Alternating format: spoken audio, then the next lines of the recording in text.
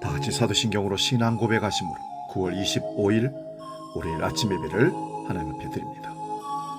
나는 전능하신 아버지 하나님, 천지의 창조주를 믿습니다. 나는 그의 유일하신 아들, 우리 주 예수 그리스도를 믿습니다. 그는 성령으로 잉태되어 동정녀 마리아에게서 나시고 본디오 빌라도에게 고난을 받아 십자가에 못 박혀 죽으시고 장사된 지 사흘 만에 죽은 자 가운데서 다시 살아나셨으며 하늘에 오르시어 전능하신 아버지 하나님 우편에 앉아 계시다가 거기로부터 살아있는 자와 죽은 자를 심판하러 오십니다. 나는 성령을 믿으며 거룩한 공교회와 성도의 교제와 죄를 용서받는 것과 몸의 부활과 영생을 믿습니다. 아멘.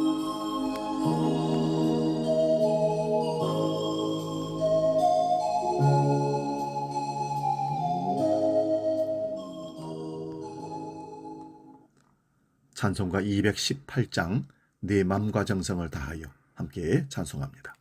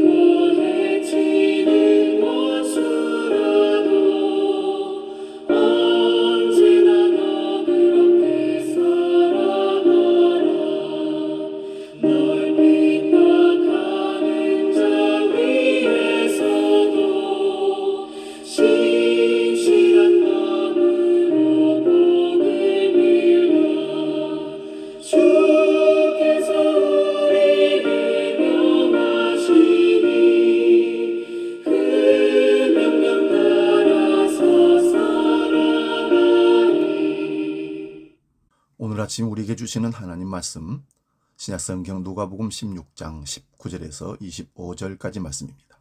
신약성경 123면에 있습니다. 이 말씀 봉독할 때에 살아계신 주님의 음성을 들을 수 있기 바랍니다.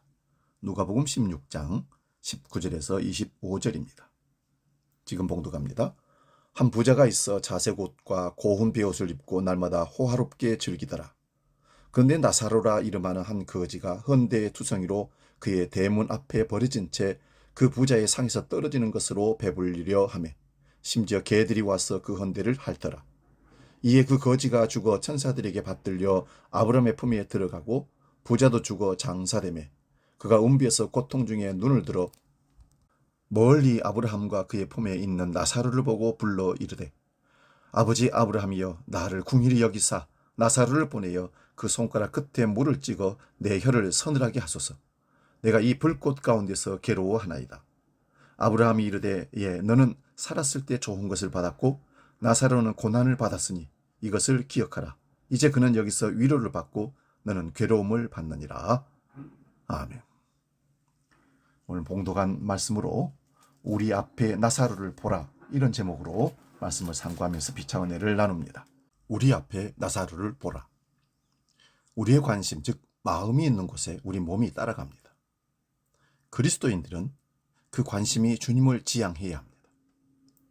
세례 요한이 요단강에서 세례를 베풀 때 예수님께서 광야로 지나가시는 것을 보게 됩니다. 그때 세례 요한이 자기 손가락으로 예수님을 가리키면서 보라, 세상 죄를 지고 가는 하나님의 어린 양이로다 하면서 예수님을 가리킵니다. 모든 사람들이 세례 요한에게 관심을 집중했던 그 상태에서 세례 요한이 말하는 손끝을 바라보고 많은 사람들이 세례 요한을 떠나서 예수님을 향하여 쫓아갑니다. 요즘 저와 여러분은 우리의 눈은 어디를 지향하고 있습니까? 주님은 마태복음 25장에서 비유를 통해 이렇게 말씀합니다. 내가 줄일 때에 너희가 먹을 것을 주었고, 내가 목마를 때에 너희가 나를 마시게 하였고, 내가 헐벗었을 때에 옷을 입혀주었고, 내가 병들었을 때에 나를 돌봐 주었느니라. 이에 의인들은 어리둥절을 해하면서 자신들은 그런 일을 행한 적이 없다라고 거절합니다. 그때 우리 주님은 놀랍게도 마태복음 25장 40절에서 이렇게 말씀하십니다. 네가 진실로 너희에게 이르노니 너희가 여기 내 형제 중에서 지극히 작은 자 하나에게 한 것이 곧 내게 한 것이니라고 말씀합니다. 결국 주님은 굶주리고 목마르며 헐벗고 병든 채 살아가는 지극히 작은 자를 자신과 동일시하고 계신 것을 볼 수 있습니다. 이 말씀 가운데서 오늘의 본문을 다시 한번 살펴볼 수 있기를 바랍니다. 여기 부잣집 대문 앞에 굶주리고 헐벗은 나사로는 오늘 주님은 자신이라고 말씀합니다. 날마다 호화롭게 즐기던 부자는 자기 집 앞에 쓰러져 있는 주님, 음식을 구걸하시는 주님, 상처난 곳이 헐어 개들에게 시달리고 계신 주님, 헐벗은 주님을 방치한 것입니다. 부자는 자기 집 문을 드나들며 나사로의 비참한 모습을 수백 번, 수천 번 보았을 것입니다. 어쩌면 한두 번 호기심으로 쳐다봤을 수도 있고 남은 음식을 몇 번 가져다 줬을지도 모릅니다. 부자의 관심은 거기까지였습니다. 초기 기독교회의 설교자인 요한 크리소스톰은 자신의 책 부자에서 이 본문으로 설교를 하며 재물을 가난한 자들에게 나눠주지 않는 것은 가난한 자의 것을 도둑질하는 것이며 생계의 수단을 빼앗는 것이라는 사실을 꼭 기억해야 한다고 설교로 외쳤습니다. 다시 말씀드립니다. 재물을 가난한 자들에게 나눠주지 않는 것은 가난한 자의 것을 도둑질하는 것이며 생계의 수단을 빼앗는 것이라는 사실을 기억하라고 말씀합니다. 본문에 함의된 부자의 책임과 의무를 말하고 있는 것입니다. 물론 부자와 가난한 자의 개념은 어디까지나 상대적입니다.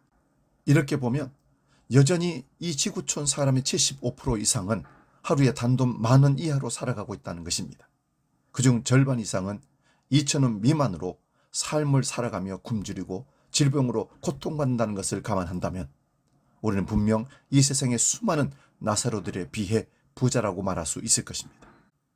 그렇다면 오늘 이 시대의 수많은 부자 교회와 부자 그리스도인들의 시선, 마음, 걸음, 그리고 물질은 어디를 향하고 있습니까? 오늘 다시 우리가 주머니에 손을 넣고 외면한 채 계단을 올라 우리들끼리의 잔치를 벌인다면 죽어가는 나사로를 돌아보지 않아 책망받았던 부자의 전체를 밟는 것이 아닐까요? 참 아름다워라 주님의 세계는 찬송을 부르며 우리는 하나님께 감사할 수 있습니다. 아름다운 자연과 풍요로운 우리의 삶이 떠오릅니다.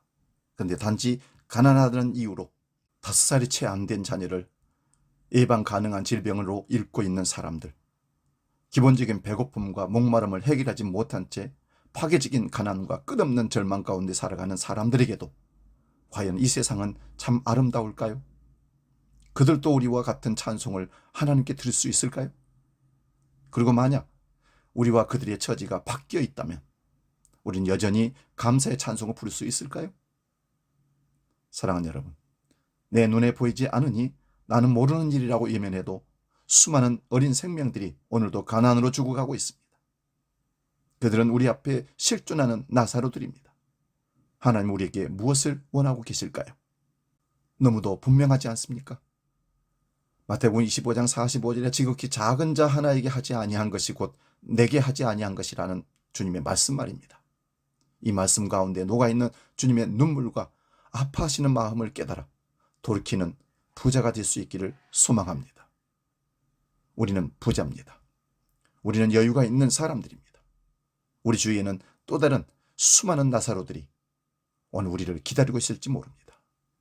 우리의 관점이 현상이 아니라 그들에게로 공의의 마음, 섬김의 마음, 나눔의 마음으로 다가갈 수 있는 예수님의 마음 시각될 수 있기를 다시 한번 축원드립니다.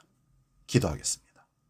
거룩하신 아버지 하나님, 우리 앞에 나사로를 보라 하는 말씀을 가지고 우리는 우리 앞에 있는 나사로를 어떻게 바라보고 있는지 돌아보고 생각할 수 있는 기회를 주셔서 감사합니다.